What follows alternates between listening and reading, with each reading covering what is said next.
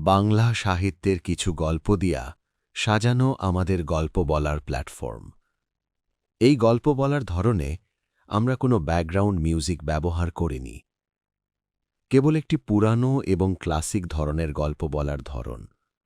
কিন্তু এবার আমরা গল্পটি অংশে ভাগ করে আপলোড করছি। আমাদের শ্রোতাবন্ধুরা জানেন যে আমরা সবাই গল্প বলার নতুন উপায় দেখানোর চেষ্টা করি, এবং আমরা মনে করি আপনারাও এটি পছন্দ করেন। তাই আজ আমরা তারানাথ তান্ত্রিক নামে একজন ব্যক্তির সাথে পরিচয় করিয়ে দিতে চাই। আজকের গল্পের নাম দিনটা সকাল থেকেই মেঘলা। গল্প লেখক তারাদাস বন্দ্যোপাধ্যায়ের। গল্পটি ভৌতিক ছোট গল্পের সংকলন থেকে নেওয়া হয়েছে। তারানাথ তান্ত্রিক হলেন কিংবদন্তি বাঙালি উপন্যাসিক বিভূতিভূষণ বন্দ্যোপাধ্যায়ের সৃষ্ট বাংলা সাহিত্যের একটি কাল্পনিক চরিত্র। পরবর্তীতে তার পুত্র তারাদাস বন্দ্যোপাধ্যায় এই চরিত্রটিকে কেন্দ্র করে আরও বেশ কিছু গল্প লিখেছিলেন। তারানাথ তান্ত্রিক একজন রহস্যময় ব্যক্তিত্ব এবং গুপ্তচর্য বৃত্তির অনুশীলনকারী। তিনি তার মেয়ে চারির সাথে মধ্য কলকাতার মট লেনের একটি বাড়িতে থাকেন। ব্যক্তিটি দেখতে 50-এর দশকের মাঝামাঝি একজন মানুষের মতো। তিনি পেশায় একজন জ্যোতিষী এবং বাংলা জুড়ে তার বিস্তৃত ভ্রমণে অলৌকিক শক্তির সাথে তার অনেক মুখোমুখি হয়েছে। তিনি মটলেনের বাড়িতে তার 2 তরুণ বন্ধু লেখক এবং কিশোরীর সাথে চা এবং সিগারেটের কাপে সেই অভিজ্ঞতাগুলি ভাগ করেন। বলা হয় যে লেখক তারানাথের বাড়িতে নিয়মিত আসেন, কখনো তার বন্ধুর সাথে, কখনো একা। আমাদের গল্প বলার প্ল্যাটফর্ম কুসংস্কার বা অন্ধবিশ্বাস ছড়ায় না। আমরা আশা করি আমাদের শ্রোতা বন্ধুরা অন্যান্য গল্প বলার মতো এই গল্পটিও শুনবেন এবং ভালোবাসার সাথে মানিয়ে নেবেন।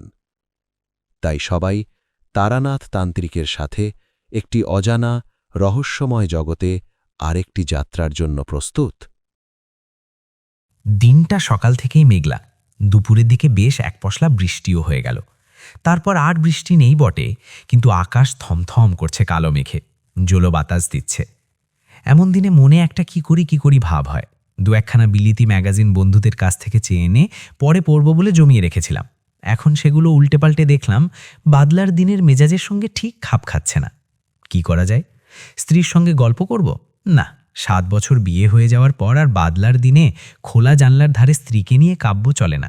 যতই নিষ্ঠুর শোনাক, কথাটা সত্য। মহাকালের নির্মমতা এবং অতীত সুখের দিন সম্বন্ধে বিমর্ষভাবে চিন্তা করছি, এমন সময় দরজার কড়া নড়ে উঠল। উঠে গিয়ে দরজা খুলে দেখি কিশোরী সেন। ভেতরে ঢুকে কাদামাখা রাবারের পাম্প ছাড়তে ছাড়তে সে হেসে বললে, এই বর্ষার দিনে বাড়ি বসে করছো কি? বললুম, যে অশ্ব নেই তার তৃণ সংগ্রহ করছিলাম। খুব ভালো হয়েছে তুমি এসেছো, একেবারে মিও নদীন না। কিশোরী বললে, আর বসে কাজ নেই, একটা জামাকামা যা হোক কিছু গলিয়ে নাও, চলো তারানাথ জ্যোতিষীর বাড়ি ঘুরে আসি। আর কিছু না হোক 2-1টা আজব গল্প তো শোনা যাবে।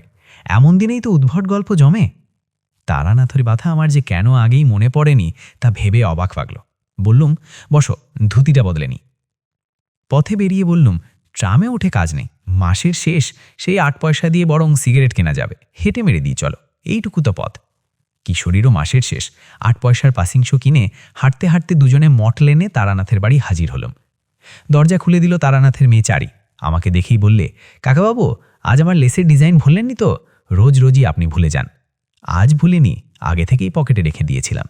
বের করে হাতে দিতে চারি হাসি মুখে বাড়ির ভেতরে যেতে যেতে বললে, বসুন, বাবাকে ডাকি। খবর পেয়ে তারানাথ খুব খুশি হয়ে বেরিয়ে এলো। বহুদিনের মধ্যে তারও এমন এক নিষ্ঠ শ্রোতা ও ভক্ত জোটেনি। গল্পের শ্লোক শ্রোতার মর্ম বোঝে। তক্তাপোষে বসতে বসতে তারানাথ বললে, তারপর হঠাৎ যে? বললুম, ভালো লাগছিল না বাড়ি বসে, তাই আড্ডা দিতে চলে এলুম। 2-1খানা গল্প হবে নাকি? তারানাথ স্পষ্টতই খুশি হলো। বললে, বসো বসো, জমিয়ে আগে, কি খাবে বলো? ও চারি, চারি, এদিকে শোনো দিকে একবার। চারি এসে দাঁড়াতে তারানাথ বললে, যা দেখি চট করে তেল নুন কাঁচা লঙ্কা দিয়ে মুড়ি মেখে নিয়ে আয়, পরে চা দিবি। তারপর আমাদের দিকে ফিরে বললে, কি গল্প বলবো? তোমরা তো এসব বিশ্বাস করো না। কিশোরী বললে, অমনি বলে বসলেন বিশ্বাস করি না। বিশ্বাস যদি নাই করব, তাহলে এই বাদলায় এতখানি পথ ঠেঙিয়ে এলাম কি করতে? সে গল্প শোনার লোভে, নাস্তিক আর অবিশ্বাসীরাই অলৌকিক গল্পের ভালো শ্রোতা হয়। আমি বললুম, আপনার কাছে এতদিন আসছি, আপনি কিন্তু আমাদের অলৌকিক কিছু দেখালেন না। উজ্জ্বল চোখে আমার দিকে তাকিয়ে বললে, মানে শূন্যে হাত নেড়ে সন্দেশ রসগোল্লা আনা, জলকে মন্ত্র পড়ে শরবত করে দেওয়া? তোমাকে তো একদিন বলেছি ওসব খুব নিম্ন শ্রেণীর শক্তি। ভেলকিও করায় গুরুর বারণ ছিল, তবে করিনি নাকি? করেছি, কম বয়সে ভক্তদের অবাক করার জন্য। পয়সা রোজগারের ফিকিরে করেছি কিছু কিছু, বাকি শক্তিও তাতে গেল। ওতে কিছু নেই বাপু, আসল তান্ত্রিক কখনো ভেলকি দেখায় না। কিশোরী বললে, আচ্ছা, সাধুরা যে চোখ বুঝে ত্রিভুবন ত্রিকাল সামনে দেখতে পান, এখানে বসে বিলেতে কি হচ্ছে সব বলে দিতে পারেন, এসব কি বিশ্বাসযোগ্য? তারানাথ জোর দিয়ে বললে, নিশ্চয়ই। সদ্গুরু পেলে আর প্রকৃত সাধনা করতে পারলে তুমিও পারবে। যেমন যেমন ধরো, সদ্য মৃত কোনো চণ্ডালের শব থেকে মুন্ডু কেটে এনে অমাবস্যা বা সংক্রান্তি তিথিতে শ্মশানে গর্ত করে তাতে সেই মুন্ড নিক্ষেপ করতে হবে। পরে গভীর রাতে সেই গর্তের উপর পদ্মাসনে বসে মাথার উপরে মরা দ্বারকাকের বাঁদিকের ডানা রেখে 1,00,000 বার বীজ মন্ত্র জপ করলে তুমিও সর্বজ্ঞ হতে পারো। কিশোরী বললে, বীজ মন্ত্রটি কি? তারানাথ বললে, সেটি বলা যাবে না। তন্ত্রে অদীক্ষিত লোকের কাছে সাধনার গুহ্য মন্ত্র বলা নিষেধ। বীজ মন্ত্রই আসল কি না? চারি তেলে জবজবে করে মুড়ি মেখে নিয়ে এলো। খেতে খেতে বললুম, আপনি কখনো সত্যিকারের কাপালিক দেখেছেন? কিশোরী জিজ্ঞেস করলে, তান্ত্রিক আর কাপালিকে পার্থক্য আছে নাকি কিছু? তারানাথ বললে, পার্থক্য আছে, তবে সেসব তোমাদের বোঝানো কঠিন, জেনেও তোমাদের কোনো কাজ নেই। হ্যাঁ, কাপালিক দেখেছি কিছু, কিন্তু একবারে স্মৃতি কখনো ভুলতে পারবো না। তারানাথ যেন একটু অন্যমনস্ক হয়ে চুপ করে গেল। বললুম, বলুন না সে গল্প, বেশ লাগবে শুনতে। বলছি এখন, তোমরা খেয়ে নাও আগে। সে এক ভয়াবহ কাহিনী হে, অনেক দিন বাদে মনে পড়ে গেল, এখনো মনে হলে গায়ে কাটা দেয়। আমি বললুম, এই ঘটনা কি মধুসূদনী দেবীর আবির্ভাবের আগের? বটেই, আমার ভবঘুরে জীবনের একেবারে প্রথম দিকে ঘটেছিল। তখনও আমি বীরভূমের মাতু পাগলিকে দেখিনি। চা এনেছিস? রাখ এই তক্তা বসে। নাও চা খাও। আমরা চায়ে চুমুক দিলাম। তারানাথ গল্প শুরু করল। আমার বয়স তখন 22-23। বাড়িতে আর ভালো লাগে না। আমাদের গ্রামের ধারে বাঁধানো বটতলায় একবার এক বিচিত্র দর্শন সাধু এসে 7-8 দিন বাস করেছিল। সামনে ধুনি জ্বালিয়ে চুপ করে বসে থাকে, মাথায় চূড়ার মতো উঁচু জটার ভার, চোখ দুটো বেশ শান্ত। গ্রামের অনেকেই তার কাছে গিয়ে দুধ ফলমূল এসব দিয়ে আসত। বৌঝিয়েরা বায়ান করত মাদুলি তাবিজের জন্য।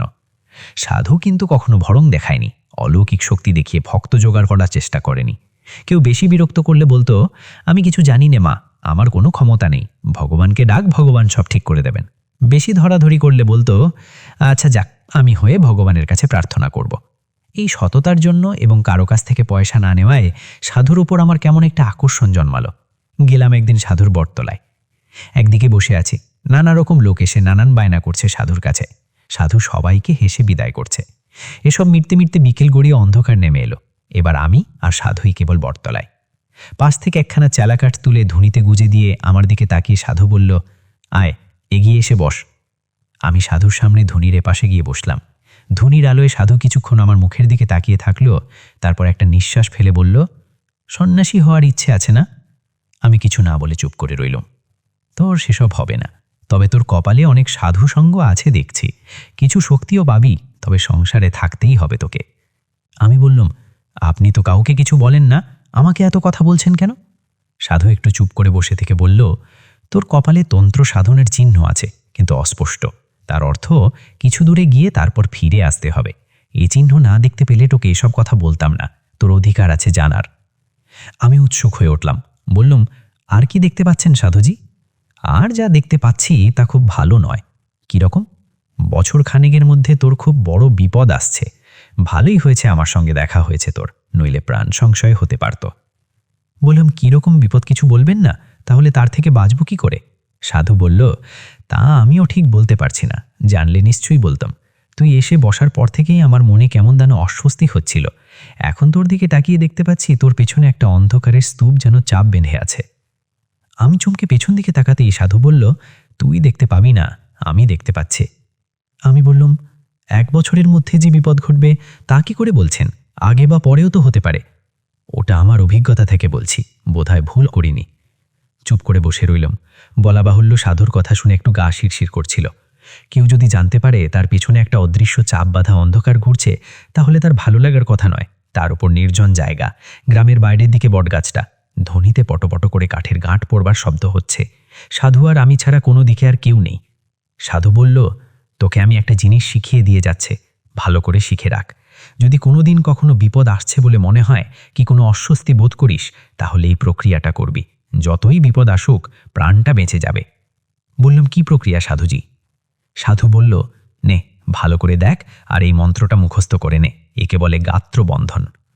শিখতে বেশিক্ষণ লাগলো না। বললাম, কিন্তু বিপদ যে আসছে তা বুঝতে পারবো কি করে? সাধু একটু হেসে তারপর বলল, তুই ঠিক বুঝতে পারবি। তোর কপালে তন্ত্র সাধনার চিহ্ন আছে বললাম না? সময় হলে আমার মতো মনের মধ্যে বিপদের ঘণ্টা বেজে উঠবে, যেমন আজ আমি তোর বিপদ বুঝতে পারলাম। বললাম, কিন্তু আমি তো পারিনি। আজ থেকে তোকে কিছুটা শক্তি দিলাম, যা ভালো মন্দ যাই আসুক, তুই আগে থেকে আন্দাজ করতে পারবি। আমি হাত জোর করে বললুম, আমাকে আপনার শিষ্য করে নিন, আমি দীক্ষা নেব আপনার কাছে। সাধু ভ্রু কুঁচকে বলল, ওসব হবে টবে না, আমি কাউকে শিষ্য করি না, আবদার করিস না, যা কেটে পড়। আবার কবে আপনার দেখা পাবো? এমনিতে দেখা পাবি না, তবে যদি সত্যি কখনো তোর প্রাণ সংশয় ঘটে, তাহলে তোকে সাবধান করে দেব। তারপরে একটা আধপোড়া কাঠ তুলে ধুনি কুচিয়ে দিয়ে বলল, যা যা ভাগ, পালা। বাড়ি ফিরে এলাম। মাসখানেক কাটল, কিছুই যেন আর ভালো লাগে না। কেবল বাড়ির বের হয়ে পড়তে ইচ্ছে করে। পথ যেন দারুণ আকর্ষণে টানছে। কেবল যে ধর্মের স্পৃহ তা নয়, একটা ভবগ্রহেমি পেয়ে গেল। আরও কিছুদিন এভাবে কাটানোর পর একদিন সত্যি কয়েকটা জামাকাপড় আর 10টা টাকা নিয়ে বেরিয়ে পড়লাম। বাড়ির লোক খোঁজাখুঁজি করবে এবং সন্ধান পেরিয়ে ঠুরে নিয়ে যাবে বাড়িতে। এজন্য সারাদিনই প্রায় হাঁটতাম, যতটা দূরে গিয়ে পড়া যায়। রাত্রিরে আশ্রয় নিতাম কোনো গৃহস্থের বাড়িতে। তখনকার লোকজন ছিল ভালো, অভাব ছিল না। গোলা ভর্তি ধান, পুকুর ভর্তি মাছ, নিজের গরুর দুধ। অতিথিকে যত্ন করতে সে যুগের লোক ত্রুটি করত না। অব্রাহ্মণ গৃহস্বামী হলে গোয়ালঘরের একপাশ পরিষ্কার করে রান্নার আয়োজন করে দিত, সেখানে বসে রাঁধতাম। তারা আবার অপেক্ষা করত ব্রাহ্মণের প্রসাদ পাবার। কিশোরী প্রশ্ন করল, জিনিসপত্রের দাম তখন কিরকম ছিল? তারানাথ বলল, গায়ের দিকে বেশিরভাগ জিনিসই কিনে খেতে হতো না, সবই তো গ্রামেই উৎপন্ন হতো।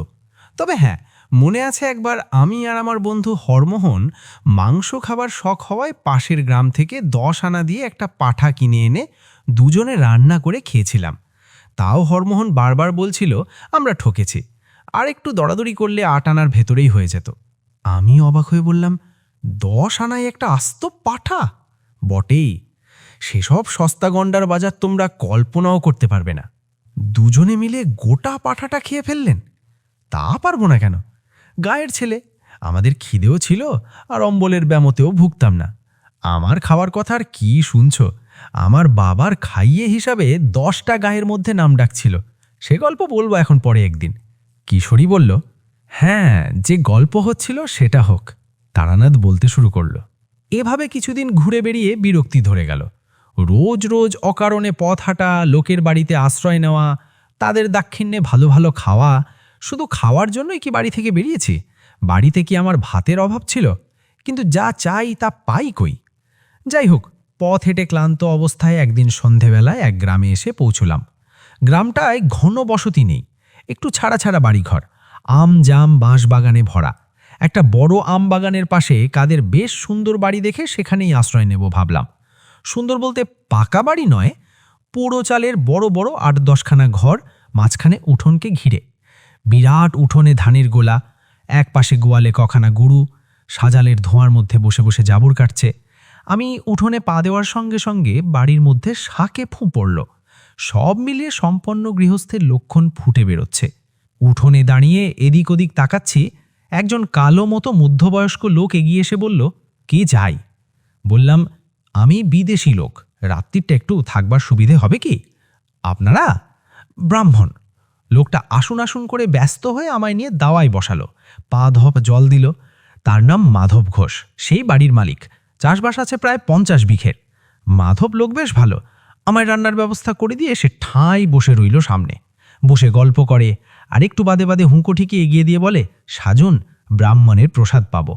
কথায় কথায় আমি বললাম, আমাদের বাংলাদেশের আতিথেয়তা বড় সুন্দর না? এই যে তুমি আমাকে এত যত্ন করছো, এতে তোমার লাভ কি? জিভ কেটে মাধব বলল, আগে ও কথা বলবেন না। ব্রাহ্মণ দেবতার হাঁড়িতে 2টি চাল দিতে পারছি, সে তো আমার সৌভাগ্য। তবে কথা কি জানেন, সব অতিথি তো আবার সমান হয় না। এই তো দিন 7 আগে আমাদের বাড়িতে সে এক কাণ্ড। ধোঁয়া সুগন্ধি আতপ চাল হাঁড়িতে ছেড়ে দিয়ে তার দিকে ফিরে বললাম, কেন, কি হয়েছিল? চুরি টুরি নাকি? তাহলে বরং ছিল ভালো। শুনুন না কাণ্ড। এই ঠিক গেল সোমবার বিকেলের দিকে এক লাল কাপড় পরা সন্ন্যাসী এসে বলে, তোমার এখানে থাকব। আমার সাদা মনে কাদা নেই, বললুম থাকুন। গোয়ালঘরে রান্নার ব্যবস্থা করে দিলুম। দিব্যি চেহারা তার, ফর্সা রং, এই মোটা পৈতের গোচ্ছা, দেখে কিছু বোঝবার উপায় নেই। নিঃশেষিত কলকেটি উপুর করে তামাকের গুল ঝেড়ে কলকেটি একপাশে রেখে মাধব বলল, সে রাত্রে কিছু হলো না। পরের দিন সকালে সন্ন্যাসী যাওয়ার সময় আমাকে বললে, কাল যে মেয়েটি রান্নার জিনিসপত্র এগিয়ে দিচ্ছিল, সে তোমার কে হয়? আমি বললাম, আমার মেয়ে। কেন বলুন তো? তারপর কি বলবো আপনাকে, সন্ন্যাসী যা বলল তা শুনে তো নিমেষে আমার মাথায় রক্ত উঠে গিয়েছে।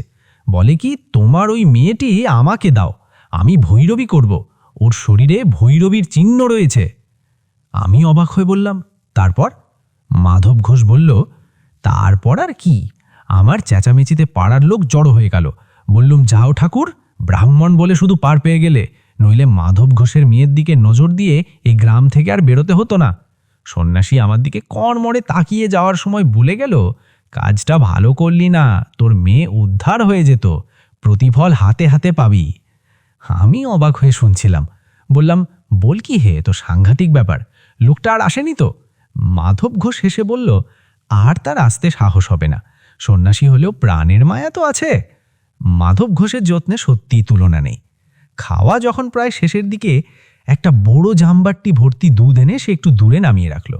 আমি লজ্জা পেয়ে বললাম, আবার দুধ কেন? আগে খান ওটুকু, ব্রাহ্মণ সেবা করলে আমার কল্যাণ হবে। পরের দিন সকালে উঠে আমি মাধবের কাছে বিদায় নিলাম। সে ছাড়তে চায় না কিছুতেই। আমি প্রায় জোর করে চলে এলাম বলা যায়। কারণ আগেই বলেছি, আমি দুটো ভাতের জন্যে পথে বেরোইনি। সরল মানুষের ঘাড়ে চেপে অকারণে অন্ন ধ্বংস করতে আমার খারাপ লাগলো। এই পথে আবার কখনো এলে তার বাড়িতে আশ্রয় নেব কথা দিয়ে বেরিয়ে পড়লাম। দুপুরে একটা গঞ্জ মতো জায়গার চিড়ে দই কিনে খাই, তারপর আবার হাঁটি। সারা দিনে প্রায় 15-16 মাইল হেঁটে সন্ধে নাগাদ একটা এমন জায়গায় এসে পৌঁছলাম যা ত্রিসীমানায় কোনো গ্রাম বা জনবসতি নেই। রুক্ষ পাদবিহীন প্রান্তরের মধ্যে দিয়ে একটা ছোট্ট কি নদী তীর করে বলি চলেছে। কি করব ঠিক করতে না পেরে নদীর ধার হেঁটে এগোতে লাগলাম। মিনিট 15 হেঁটে দেখি সামনে এক শ্মশান, বেশ বড় শ্মশান। অন্তত যতদূর চোখ যায় তাকিয়ে দেখলাম কেবল পোড়া পোড়া কাঠের গুঁড়ি, ছেঁড়া মাদুর, কাঁথা, ভাঙা কলসি এইসব পড়ে আছে। কিশোরী বললে, ওই নির্জন শ্মশানে সন্ধেবেলায় আপনার ভয় করল না? না, ভয় করবে কেন? শ্মশান অতি পবিত্র স্থান, সেখানে মানুষের সমস্ত পাপ শেষবারের মতো মুছে যায়, তার ঊর্ধ্বলোকে প্রস্থানের পথ সুগম হয়। শ্মশানে ভয় কিসের? যাই হোক, দাঁড়িয়ে চারিদিকে তাকাচ্ছি, হঠাৎ গম্ভীর ভারী গলায় পেছন থেকে কেউ যেন বলে উঠল, এখানে কি চাই? কি ভয়ানক গলার স্বর! লোহার ড্রামে পাথর কুচি ঢাললে এমন শব্দ হতে পারে।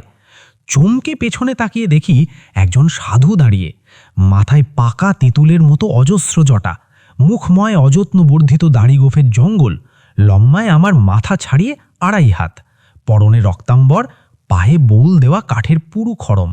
কে দরকার এখানে? সাধুকে প্রণাম করে বিনীতভাবে জানালাম, আমার বিশেষ কোনো দরকার নেই, পথ হেঁটে বসতে পৌঁছলাম এইমাত্র। কোথায় যাওয়া হবে? কোথাও না। মানে? ঠিক নেই। সাধু কি বুঝলে জানি না, কিছুক্ষণ আমার মুখের দিকে স্থির হয়ে তাকিয়ে থাকল। তারপর তার দাড়ির জঙ্গলে খুব সূক্ষ্ম একটা হাসির রেখা ফুটল উঠল।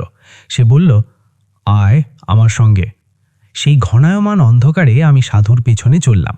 বেশ খানিকটা হাঁটবার পর দেখি একটা গাব বা ওই জাতীয় কোনো গাছের নিচে সাধু মরার মাদুর, কাঁথা ইত্যাদি টাঙিয়ে বেশ ঝুপড়ি মতো বানিয়েছে। বললাম, এইখানে আপনি থাকেন? কেন, অসুবিধাটা কি? সাধুর কথাবার্তা যেন কেমন কেমন। আমি বললাম, না অসুবিধে আর কি, তাই বলছি। সাধু আমায় ঝুপড়ির বাইরে বসতে বলে নিজে ভেতরে ঢুকল। বেরিয়ে এলো দুটো পাকা কলা হাতে নিয়ে। বলল, এই নাও, খাও। নিলাম। কি উদ্দেশ্যে বেরোনো হয়েছে বাড়ি থেকে? সাধু আবার ইচ্ছে নাকি? আমি উত্তর না দিয়ে কলা হাতে চুপ করে বসে রইলাম। তুই আমার কাছে থেকে যা, আমি তোকে চেলা করে নেব, থাকবি? তারপর সাধু একটা কথা বলল যা আমাকে আমাদের গ্রামের বটতলার সেই সাধুও বলেছিল। বলল, তোর কপালে তন্ত্র সাধনার চিহ্ন আছে, থেকে যা তুই আমার কাছে। আমি একটু ভাপড়ে পড়লাম। এই সাধুকে দেখে আমার তেমন ভক্তির উদয় হয়নি, বরং কেমন একটু অস্বস্তিই হয়েছে। এত সহজে নিজে থেকে চেলা করে নিতে চাইল দেখে সে ভাব বেড়েছে বই কমেনি। ভালো সাধু কখনো কথায় কথায় শিষ্য করে বেড়ায় না। অবশ্য আমার আর কি চিন্তা, থাকি কদিন, ভালো না লাগলে কেটে পড়ার বাধা কোথায়? সাধু সঙ্গের জন্যই তো বেরিয়েছি, বাজিয়ে দেখতে দোষ কোথায়? বললাম, থাকব। সাধু বলল, বেশ, আমি একটা বিশেষ সাধনা করছি, সেটা কদিনের মধ্যেই শেষ হয়ে যাবে, তারপর তোকে দীক্ষা দেব। কি সাধনা? সে আছে, সময় হলেই জানাবো। তাছাড়া তোর সাহায্যও আমার দরকার হতে পারে। থেকে গেলাম সাধুর কাছে। 2-4 দিন কেটে গেল। সাধু আমাকে একলা ফেলে রেখে সারাদিন কোথায় কোথায় ঘুরে কি সব সংগ্রহ করে আনে, বোধহয় নিজের সাধনার জিনিসপত্র। রাত্রিরে বসে অনেকক্ষণ ধরে পুজো, সে সময়টা আচ্ছা আর জপ তপ করে। আমি একটু দূরে কাঠকুটো দিয়ে আগুন জ্বেলে মাটির হাঁড়িতে ভাতে ভাত রান্না করি। অনেক রাত্রিরে খাওয়া হয়। ক্রমে সাধুর কাণ্ড কারখানা দেখে আমার মনে দৃঢ় বিশ্বাস হলো সাধু একজন কাপালিক। একদিন একটা মরা চড়ুই পাখি কোথা থেকে ঠাং ধরে ঝুলিয়ে এনে হাজির। কুঁড়ে থেকে ছুরি এনে চড়ুইটার পেট চিড়ে নড়ি ভড়ি বের করল সাধু। তারপর কি একটা জিনিস আমাকে না দেখিয়ে টুক করে ভরে দিল পাখিটার পেটে। আবার ঝুপড়িতে ঢুকে দুখানা একই মাপের মাটির সরাই এনে একটায় মরা পাখিটা রেখে অন্যটা দিয়ে চাপা দিয়ে দিল। তারপর একটু আটা মেখে সেই আটা দিয়ে দুটো সরাই মুখে মুখে জুড়ে দিল। আমি অবাক হয়ে বললাম, এ দিয়ে কি হবে? সাধু সংক্ষেপে বলল, কাজ আছে। তারপর আমার হাতে মুখবন্ধ সরাটা দিয়ে বলল, আগুনে পোড়াও তো এটা, 1 ঘন্টা ধরে পোড়াবে, এইভাবে 3 দিন 1 ঘন্টা করে পোড়াবে। নাও। রান্না হয়ে গিয়েছিল, কিন্তু আগুন তখন জ্বলছে। আমি কথা না বলে সরাটা সাধুর কাছ থেকে নিয়ে আগুনে রেখে দিলাম। সাধু বললে, দ্রব্যগুণ বুঝলে, দ্রব্যগুণ এক বিরাট জিনিস, তুমি মানো? বললাম, নিজে প্রত্যক্ষ দেখিনি কখনো। গাছপালা থেকে ওষুধ তৈরি হয়ে দেখেছি, খেলে অসুখ সেরে যায় তাও দেখেছি, কিন্তু যেসব কথা শুনতে পাওয়া যায়, যেমন বশীকরণ, স্তম্ভন, সেসব দেখিনি। সাধু হেসে উঠে বলল, বশীকরণও আবার একটা কঠিন কিছু নাকি? ওর অনেক রকম উপায় আছে, বেশি জটিল প্রক্রিয়ায় যাওয়ার দরকার কি? একটা সোজা উপায় শিখিয়ে দিই, শোনো, চেষ্টা করলে তুমিও পারবে। কি আজ্ঞে? যে কোনো মাসের অমাবস্যা তিথিতে যদি দুপুরবেলা ঘূর্ণিঝড় ওঠে কিংবা জোরালো হাওয়া গায়, তাহলে সেই হাওয়ায় উড়ে যাওয়া কোনো শুকনো গাছের পাতা একটা মন্ত্র বলতে বলতে বাঁ হাতে ধরে ফেলতে হবে। সেই পাতা গুঁড়ো করে পান বা দুধ বা যা হোক কিছুর সঙ্গে খাইয়ে দিতে পারলে সেই লোক কুকুরের মতো তোমার পায়ে পায়ে ঘুরবে। আছে আমার কাছে, দেখবে? সাধু ঝোপড়ি থেকে একটা শুকনো অশ্বত্থ পাতা হাতে করে বেরিয়ে এলো। বলল, ভাদ্র মাসের অমাবস্যায় ধরেছিলাম, থাক, আমার কাছে এর গুণ দেখিয়ে দেব। 2 দিন আগে সাধু একটা বেশ মোটা নিমের ডাল নিয়ে এসেছিল। একদিন সকালে দেখি বসে বসে ছুরি আর দা দিয়ে কেটে তার থেকে একটা পুতুল বানাচ্ছে। নাক, মুখ, চোখ সব শুদ্ধ একটা মানুষের মূর্তি। এদিনও অবাক হয়ে জিজ্ঞাসা করলাম, এই দিয়ে কি হবে? এদিনও সাধু রহস্যময় হেসে বলল, কাজ আছে। তখনও আমি সাধুর আসল উদ্দেশ্য কিছুই বুঝতে পারিনি। বুঝতে পারলে আর এক মুহূর্তও সেখানে থাকতাম না। আরও 3-4 দিন কাটল। একদিন বিকেলে আমি রান্নার জন্য কাঠখুটো এক জায়গায় জড়ো করছি। সাধু এসে কাছে বসল। বলল, তুমি প্রকৃতির সংহার শক্তিতে বিশ্বাস করো? বললাম, আগে ঠিক বুঝতে পারলাম না। বলল, প্রকৃতির অনেক রকম শক্তি আছে। যেমন প্রকৃতি আমাদের শস্য দান করে, বাতাস দান করে, বৃষ্টি দান করে, এগুলিতে আমাদের প্রাণ বাঁচে, এগুলি শুভ শক্তি। আবার মহামারী, দুর্ভিক্ষ, বন্যা, যুদ্ধ, এগুলি হলো সংহারক শক্তি। এছাড়াও নানা ধরনের অদৃশ্য অদ্ভুত মারক শক্তি আছে, যাদেরকে সাধনার দ্বারা জাগ্রত করা যায়। যেমন বেতাল জাগানো। বেতাল হচ্ছে এক ধরনের ক্রূর নিষ্ঠুর অপশক্তি। তার মারক ক্ষমতাও অমোঘ। একবার জাগ্রত হলে কাজ শেষ না করা অবধি তার নিদ্রা নেই। আমার গা শিরশির করছিল। বললাম, আর যদি কাজ শেষ না করতে পারে, যদি বাধা পায়? সন্ন্যাসীর চোখ জ্বলে উঠল। বলল, বেতালকে বাধা দেওয়া খুব কঠিন, প্রায় অসম্ভব, কিন্তু বাধা পেলে সে ফিরে এসে যেটাকে জাগিয়েছে তাকেই হত্যা করে। এসব আগুন নিয়ে খেলা। সাধু একটু চুপ করে বলল, আজ রাত্রিবে তোমাকে বেতাল জাগানোর পদ্ধতি দেখাবো, তুমি ভয় পাবে না তো? প্রথমে ভাবলাম বলি হ্যাঁ, তারপর জিনিসপত্র পোটলা করে পালাই, কিন্তু কেমন একটা আকর্ষণ হলো। বললাম, না, আপনি কি এরই সাধনা করছিলেন? সন্ন্যাসী হেসে বললে, তাই। সেদিন রাত্রির যখন গভীর, সাধু তার ক্রিয়াকর্ম শুরু করল। জবা ফুলের মালা, রক্তচন্দন এসব আগে থেকেই জোগাড় করা ছিল। সাধু সেই নিম কাঠের পুতুলটা এনে তাতে বেশ করে তেল সিঁদুর মাখাল, তারপর সেটাকে কোমর অবধি পুতল মাটিতে। তার চারদিকে বেড়ার মতো করে মাটিতে রেখে দিল একটা জবা ফুলের মালা। পদ্মাসনে বসেই বিড়বিড় করে কি মন্ত্র পড়তে পড়তে পুতুলটায় চন্দনের ছিটে দিতে লাগলো। এসব হলে ঝোলা থেকে বের করল একটা মদের বোতল। সাধুর ঝুপড়িতে একটা মরার খুল্লি ছিল, আগেই দেখেছি। সেটাতে খানিকটা মদ ঢেলে সাধু আমার দিকে তাকিয়ে বলল, সেই বন্ধ সরাটা কই? আমি সরা এনে দিলাম। সাধু আটাগুলো নখ দিয়ে খুঁটে খুঁটে তুলে সরাটা খুলল। দেখলাম 3 দিন পোড়ানোতে ভেতরের পাখিটা একদম ছাই হয়ে গিয়েছে। সেই ছাই এক চিমটি নিয়ে মদে মেশালো সাধু, তারপর ধক করে মদটা গলায় ঢেলে দিল। খাওয়ার পরেই সাধুর আশ্চর্য পরিবর্তন দেখলাম। সাধুর চোখ দুটো ছোট ছোট কোটরে গিয়ে যেন দুটুকরো কয়লার মতো জ্বলতে লাগলো। আমার দিকে ফিরে সাধু বলল, শুকনো কাঠ দিয়ে একটা ধুনি করো। করলাম। ধুনি বেশ জ্বলে উঠলে সাধু রক্তচন্দন দিয়ে ধুনি পুজো করল। তারপর তামার কোষায় গাওয়া ঘি, একটা জবা ফুল আরও কি যেন মিশিয়ে মন্ত্র পড়ে আগুনে আহুতি দিল। সঙ্গে সঙ্গে একটা বিকৃত পোড়া গন্ধে ভরে গেল চারদিক। সাধু বিকৃত গলায় হেসে উঠল, আর আমার মনে হলো সেই ধোঁয়া আর অন্ধকারের ভেতরে ধুনির মধ্যে থেকে একটা যেন জমাট অন্ধকার দিয়ে তৈরি মূর্তি উঠে বাতাসে ভর করে ভেসে কোথায় মিলিয়ে গেল। আমি অবাক হয়ে সেদিকে তাকিয়ে রইলাম। মূর্তিটাকে খুব পরিষ্কারভাবে যে দেখেছিলাম তা বলতে পারি না, তবে যেটুকু দেখতে পেয়েছিলাম তাতেই বুক ঠান্ডা হয়ে আসে। বিশাল, স্থূল, রাত্রির অন্ধকার দিয়ে তৈরি যেন একটা অপচ্ছায়া। সাধু বলল, দেখলে ওই বেতাল।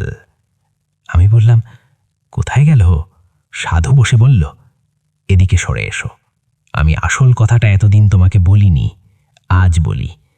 আজ থেকে 15-20 দিন আগে এখান থেকে মাইল 20 দূরে এক গ্রামে আমি মাধব ঘোষ বলে একজন লোকের বাড়িতে রাত্রিরে আতিথ্য গ্রহণ করি। আমার মাথায় বিদ্যুৎ খেলে গেল। মাধব ঘোষ, তাহলে এই কাপালি কি তো সেদিন মাধব ঘোষের বাড়িতে হাঙ্গামা করেছিল? বটে।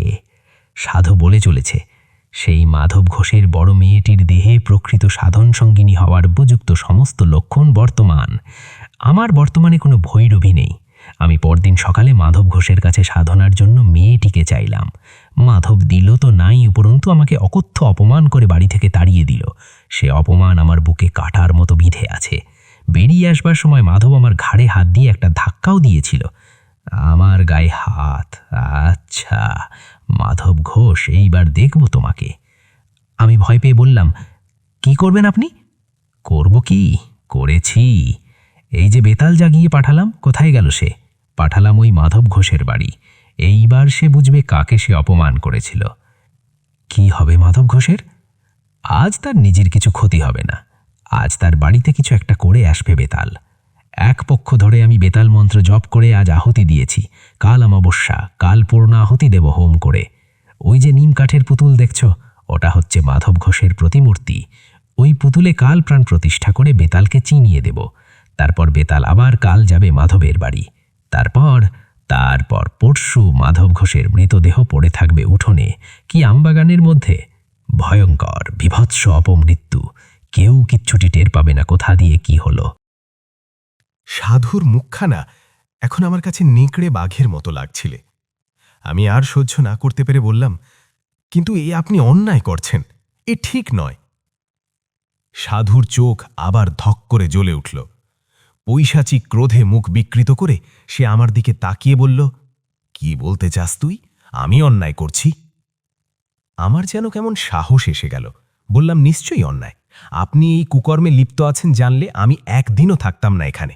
প্রতিহিংসা সাধনের জন্য নরহত্যা মহা অধর্ম। মূর্খ, কাপালিকের পক্ষে প্রতিহিংসা সাধন অধর্ম নয়। তুই তার কি বুঝবি? থামুন, আপনার মতো নরকের কৃমিকীটের কাছে আর নয়। আমি চললাম, আপনি থাকুন আপনার কুৎসিত সাধনা নিয়ে। হনহন করে হেঁটে সেই রাত্রিরেই রওনা দিলাম শ্মশান থেকে। পিছনে সাধু ডেকে বলল, যাচ্ছিস যা, কিন্তু শুনে যা, আজ পর্যন্ত কেউ আমাকে অপমান করে বেশি দিন পৃথিবীর আলো দেখেনি, মনে রাখিস। অনেক দূর চলে এসেছি, তখনও পিছন থেকে রাত্রিরের নির্জনতা ভেদ করে সাধুর উন্মাদের মতো হাসি শুনতে পাচ্ছিলাম। পরের দিন দুপুর গড়িয়ে গেলে অবিশ্রান্ত হেঁটে আমি মাধব ঘোষের বাড়ি পৌঁছলাম। দেখি সমস্ত বাড়িটা যেন কেমন ঝিমিয়ে আছে, ভেতরে কেউ যেন জেগে নেই। আমার বুকটা ছাঁত করে উঠল, না জানি বেতাল কাল রাত্রিরে কি করে গিয়েছে। উঠোনে দাঁড়িয়ে ডাক দিলাম, মাধব, মাধব। ডাক শুনে ভেতর থেকে মাধব বেরিয়ে এলো। আমাকে দেখে সে যেন হাতে চাঁদ পেল, এগিয়ে এসে পায়ের ধুলো নিয়ে বলল, ঠাকুরমশাই, ও আপনি এসেছেন? আমি যেন একটু বল পেলাম, ভগবান পাঠিয়েছেন আপনাকে। দেখলাম মাধবের চোখ বসে গিয়েছে, মুখ শুকনো। বললাম, কি হয়েছে? কোনো বিপদ আপদ হয়নি তো? আর বিপদ? গতকাল রাত্রিরে আমার দুখানা গাই গরু মরে গেল ঠাকুরমশাই। সে কি, গরু মারা গেল কি করে? তা কি করে বলি বলুন দেখিনি ঠাকুরমশাই, আশ্চর্য ব্যাপার। তখন অনেক রাত, হঠাৎ গোয়ালে কেমন একটা শব্দ শুনলাম, মনে হলো গরুগুলো যেন ভয় পেয়ে ছটপট করছে। উঠে বাইরে যাবার আগেই মুংলি গাইটা চিৎকার করে উঠল। গিয়ে দেখি রাঙি আর মুংলি দুটোই মাটিতে শুয়ে ছটফট করছে। কি হলো কে জানে। তক্ষুনি লোক পাঠালাম পাশের গায়ে গোবৈদ্যের জন্য। সে এলো বটে, কিন্তু কিছুই বুঝতে পারলে না। আজ সকালে মারা গেল গরু দুটো। মাধবের চোখ দিয়ে জল পড়তে লাগল। বলল, আজ সকাল থেকে আবার মেয়েটারও জ্বর, গা যেন পুড়ে যাচ্ছে। এসব তো ভালো কথা নয় ঠাকুরমশাই, আপনি এলেন ভালোই হলো। ব্রাহ্মণ মানুষ, ভিটে বাস করলে আমার ভয় কেটে যাবে। বুঝলাম সবই, কিন্তু আমার কি করার আছে কিছুই বুঝতে পারলাম না। আমি থাকলে যদি মাধব শান্তি পায় তাহলে থাকতে পারি, এইমাত্র। একটু পরেই একটা অদ্ভুত ঘটনা ঘটল। তখন বিকেল বেশ গাঢ় হয়ে এসেছে। মাধব ঘোষ বেশ করে ফলারের আয়োজন করে দিয়েছিল। ফলার করে আমার একটু বাগানে যাওয়ার প্রয়োজন হয়ে পড়ল। মাধবের কাছ থেকে গড় চেয়ে বাগান ছাড়লাম। গড় হাতে ফিরছি, হঠাৎ মনের মধ্যে কেমন যেন একটা অনুভূতি জেগে উঠল। ঠিক কিরকম তা বোঝাতে পারবো না, যেন আমার খুব বড় একটা বিপদ আসছে, খুব কাছে এসে গিয়েছে সে বিপদ। ভয়ের একটা বিচিত্র অনুভূতি বুকের মধ্যে ঠেলে উঠল সেই অন্ধকার নির্জন আমবাগানে দাঁড়িয়ে। হঠাৎই আমার বুক যেন হিম হয়ে গেল। কেন এরকম হচ্ছে আমার? তাড়াতাড়ি ফেরবার জন্য এগোতে গিয়ে মনে হলো কয়েক হাত দূরে একটা আম গাছের গুঁড়ির পাশে কি যেন চুপ করে দাঁড়িয়ে আছে। আরেকটু হলে বোধহয় ভয় পেয়ে চিৎকার করে উঠতাম, কিন্তু ততক্ষণে যে দাঁড়িয়ে আছে তাকে আমি চিনতে পেরেছি। আমাদের গায়ের বটতলার সেই সৌম্যমূর্তি সাধু, যিনি বলেছিলেন আমার বিপদ ঘনিয়ে এলেই আমাকে দেখা দেবেন। তাহলে কি সত্যিই আজ আমার সেই বিপদের দিন এসেছে? দূর থেকেই আমি সাধুকে প্রণাম করলাম। সাধু হেসে হাত তুলে আশীর্বাদ করলেন। তারপর হঠাৎ, কোথায় সাধু, কোথায় কি, কেউ নেই কোথাও। আমি এক অন্ধকারে গড় হাতে দাঁড়িয়ে। ফিরে এসে মাধব ঘোষকে ডাকলাম। বললাম, দেখ, আজ আমার দুজনেরই খুব বিপদ। কি বিপদ তা আমি তোমাকে বলবো না, তোমার জেনেও কাজ নেই। মোট কথা, আজ আর তুমি বা তোমার বাড়ির কেউ বাড়ির চৌহদ্দির বাইরে পা দেবে না। চুপ করে বাড়িতে বসে ভগবানের নাম করো, আর আমাকে এক ঘটি জল নিয়ে এসো তো। মাধবের মুখ শুকিয়ে আরও ছোট হয়ে গেল। দূরে এক ঘটি জল নিয়ে এলো সে। আমি সাধুর দেওয়া গাত্রবন্ধনের মন্ত্র দিয়ে জলটা শোধন করে বাড়ির চারিদিকে ছিটিয়ে গণ্ডি কেটে দিলাম। আমি বুঝতে পেরেছিলাম বিপদ শুধু আমার আর মাধবের। কাপালিক আমাকেও ছাড়বে না। আজ অমাবস্যা, আজই সে আমাদের দুজনকে বেতাল পাঠিয়ে শেষ করবে। অন্যরা হয়তো নিরাপদ, তবুও সাবধানের মার নেই জেনে সারা বাড়ির চারিদিকেই গণ্ডি দিয়ে দিলাম। রাত্রিরে খাওয়া হলে আমি মাধবকে ডেকে বললাম, তুমি আমি আজ এক ঘরে থাকব। বাড়ির সবাই শুয়েছে? আজ্ঞে ঠাকুরমশাই। বেশ, এসো আমার সঙ্গে। ঘরে গিয়ে আমি মাধবকে বললাম, ওই ঘটি থেকে খানিকটা জল ঢালো মাটিতে, এই যে খাটের পায়ের কাছে, এইখানটায় ঢালো। আচ্ছা, এবার ডান পায়ের বুড়ো আঙুল দিয়ে ওই জল থেকে রেখা টেনে খাটের চারিদিকে একটা জলের গণ্ডি কাটো। নাও, শুরু করো। আমি তোমার সঙ্গে মন্ত্র পড়তে পড়তে ঘুরছি। তুমি গৃহস্বামী, তোমাকেই করতে হবে, নইলে আমি করে দিতাম। সেই গণ্ডির ভেতরে খাটে উঠে আমরা দুজন বসে রইলাম। সে কি ভয়ঙ্কর রাত! আমার বুকের ভেতরে বিচিত্র বিপদের ঘণ্টা বেজে চলেছে। কি যেন ঘটবে, কি যেন আসছে। আমার পাশে চুপ করে বসে আছে মাধব। ঠিক মাঝরাত পেরিয়ে যাওয়ার পর হঠাৎ যেন এক ঝলক হাওয়ায় বাইরের আমবাগান কেঁপে উঠল। ঝড়ের সময় নয়, কিছু নয়, হাওয়া কোথা থেকে এলো? ক্রমে সেই হাওয়া বেড়ে রীতিমতো ঝড়ে পরিণত হলো। সমস্ত আমবাগান যেন ভেঙে পড়বে। বাড়ির জানালা দরজা দড়াম দড়াম করে বন্ধ হতে আর খুলতে লাগলো। বাড়ির ভেতরে মেয়েরা শব্দ করে কেঁদে উঠল। আমি চেঁচিয়ে বললাম, কেউ বাইরে আসবেন না, সব ভেতরে বসে ভগবানের নাম করুন। ঝড়ের শব্দের মধ্যে কারোর যেন বিভৎস হুঙ্কার, বিকৃত জান্তব গলায় কি যেন অমানসিক হুঙ্কার করছে, কি যেন ঝড়ের ছদ্মবেশে প্রাণপণ চেষ্টা করছে বাড়িতে ঢুকবার, বারবার অদৃশ্য কিসে বাধা পেয়ে ফিরে যাচ্ছে। খানিকক্ষণ এরকম চলার পর হঠাৎ ঝড়টা যেন এক মুহূর্তে থেমে গেল। আবার শান্ত আমবাগান, মৃদু হাওয়ায় বাড়ির কলাগাছের পাতা নড়ছে। যে বাড়িতে ঢুকবার চেষ্টা করছিল সে যেন উদ্দেশ্য সফল হবে না বুঝে ফিরে গিয়েছে। আমার বুকের ভেতরে বিপদের ঘণ্টাও হঠাৎ থেমে গেল। মাধব ঘোষ আতঙ্কিত চোখে আমার দিকে তাকিয়েছিল। আমি বললাম, আর ভয় নেই, বেঁচে গেলাম বোধহয়। সেদিন রাত্রিটা আমরা খাটেই বসে রইলাম। পরের দিন সকালেই খবর পেলাম মাধবের মেয়ের জ্বর নেমে গিয়েছে। আমি সকালেই বিদায় চেয়েছিলাম, মাধব ঘোষ কিছুতেই ছাড়ল না, খালি বলে, আপনার দয়াতেই রক্ষা পেলাম, বেঁধে রাখতে পারবো না জানি, তবু এই বেলাটা থেকে যেতেই হবে। থেকে ভালোই করেছিলাম, নইলে ঘটনার শেষটুকু জানতে পারতাম না।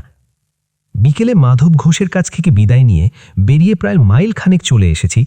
দেখি ঘোড়ায় চড়ে এক দারোগা বাবু কোথায় যেন চলেছেন, পেছনে দুজন পাগড়িওয়ালা সেপাই। আমার কাছ দিয়ে যখন তারা যাচ্ছেন, কি মনে হতে একজন সেপাইকে জিজ্ঞাসা করলাম, কোথায় চলেছ বাবু?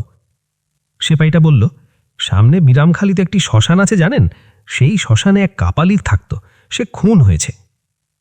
ধরা গলায় বললাম, খুন হয়েছে বোঝা গেল কি করে? মাথাটা নাকি একেবারে মুচড়ে উল্টো দিকে ঘুরিয়ে দিয়েছে, অনেকে মিলে করেছে আর কি, একজনের কাজ নয়। আমি তখন সব বুঝতে পেরেছি। কাপালিকি তো বলেছিল, বেতাল বাধা পেলে ফিরে গিয়ে যে জাগিয়েছে তাকেই আক্রমণ করে। কি ভয়ঙ্কর মৃত্যু! একবার তাদের সঙ্গে গিয়ে মৃতদেহটা দেখে আসার ইচ্ছে হয়েছিল, পরে সেই ইচ্ছা দমন করি। মনে মনে আমাদের গায়ে দেখা সৌম্য সাধুকে প্রণাম জানিয়ে আবার রওনা দিলাম। গল্প শেষ করে তারানাথ বললে, কিরকম শুনলে? আমরা বললাম, ভালোই। পথে বেরিয়ে কিশোরীকে জিজ্ঞাসা করলাম, বিশ্বাস হলো? সে কথার জবাব না দিয়ে কিশোরী হেসে বললে, দিনটা তো ভালো কাটল। আপনারা শুনছিলেন আজকের গল্প দিনটা সকাল থেকেই মেঘলা। লিখেছেন তারাদাস বন্দ্যোপাধ্যায়ের। গল্পটি ভৌতিক ছোট গল্পের সংকলন থেকে নেওয়া হয়েছে। আপনাদের সকলের কি এই গল্প বলার ধরনটি ভালো লেগেছে? আমাদের কমেন্টে জানান। আপনারা সকলেই জানেন যে এটি একটি নতুন ক্রমবর্ধমান চ্যানেল।